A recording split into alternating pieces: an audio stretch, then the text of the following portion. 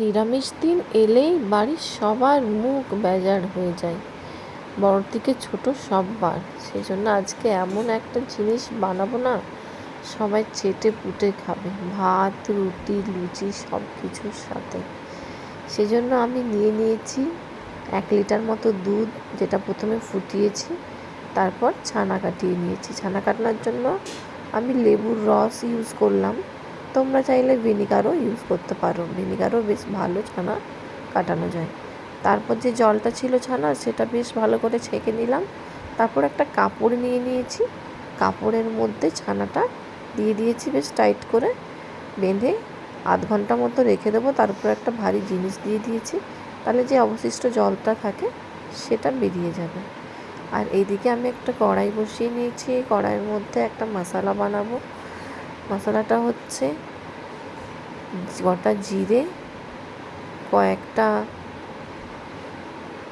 গোলমরিচ, তার সাথে দিয়েছি একটু মৌরি আর 3 থেকে 4টে গোটা গোলমরিচ। এটা বেশ ভালো করে নাড়াচাড়া করে নেবো যতক্ষণ পর্যন্ত না একটা ভালো সুগন্ধ বেরিয়ে যায়।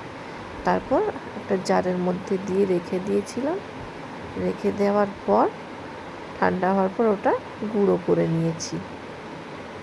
এক এক করে সব মশলাগুলো বানিয়ে নেবো। আরেকটা মশলা বানাচ্ছি, 1 চামচ মতো দিয়েছি পোস্ত, তার সাথে শুকনো নারকেল। আমার কাছে কাঁচা নারকেল ছিল না, সেই জন্য ওটাকে পেস্ট করে নিয়েছি।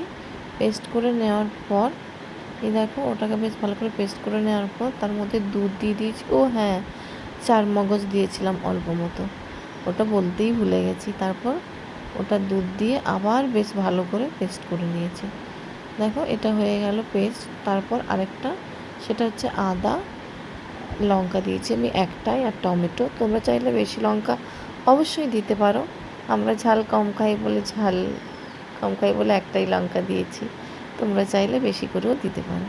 ওটার একটা পেস্ট বানিয়ে নিলাম। আর এটা লাস্ট, একটা বাউলের মধ্যে দই নিয়ে নিয়েছি, তার মধ্যে 1 চামচ জিরে গুঁড়ো, 1 চামচ ধনে গুঁড়ো আর পরিমাণ মতো হলুদ দিয়ে বেশ ভালো করে দইয়ের মিশ্রণটা ফেটিয়ে এক সাইডে রেখে নিলাম। তো ব্যাস, সব মশলা রেডি। আর সব বাড়িতেই পাওয়া যাবে, বাড়িতেই এসব মশলা আমাদের সবারই থাকে, কোনোটাই যে বাইরে থেকে কিনে সঙ্গে সঙ্গে আনতে হবে এমন না।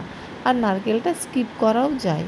তারপর এদিকে দেখো, পুরো ছানার জলটা বেরিয়ে গেছে ওর মধ্যে। ওটাকে বেশ হাত দিয়ে গুঁড়ো করে নিলাম। এবার এর মধ্যে কিছু মশলা অ্যাড করে নিচ্ছি, জিরে গুঁড়ো, ধনে গুঁড়ো, আর বানিয়ে রাখা যে মশলাটা বানিয়ে রেখেছিলাম গুঁড়ো মশলাটা, সেটা একটু দিয়ে দিলাম। এরপর বেশ ভালো করে এটাকে মাখিয়ে নেব। আমি নারকেলটা দিলাম, একটা মিষ্টি মিষ্টি ভাব আসবে।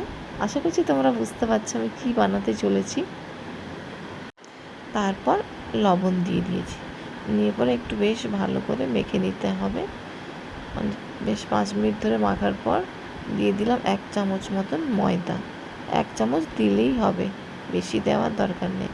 আর দিয়ে দিলাম কয়েকটা কিশমিশ, তোমরা চাইলে কাজুও দিতে পারো। আমার কাজু ছিল না সেদিন, তো সেই জন্য আমি দিতে পারিনি। তো এরপর এটা এক একটা শেপ দিতে হবে, তোমরা যেরকম ইচ্ছে শেপ দিতে পারো। আমি চ্যাপটা করেই দিয়েছি, আর তোমরা চাইলে গোলও করতে পারো, আবার চোকানোও করতে পারো, যেরকম ইচ্ছে শেপ দিতে পারো। শেপটা পুরোপুরি নিজের উপর ডিপেন্ড করছে। তো একটা একটা করে শেপ দিয়ে প্রথমে বানিয়ে নিচ্ছি। সব কটা বানানো হয়ে যাওয়ার পর আমি কড়াইটা বসিয়ে দিয়েছিলাম। আর আমি পুরো রান্নাটা সাদা তেলেই করছি, তোমরা চাইলে সর্ষের তেলেও করতে পারো।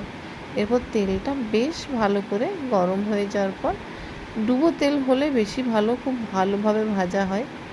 প্রথমে একটা পিঠ বেশ সুন্দর লাল করে ভেজে নিতে হবে এইভাবে। তারপর আরেকটা সাইড করে নিতে হবে, দুটো সাইড বেশ ভালো করে লাল করে ভেজে নিতে হবে।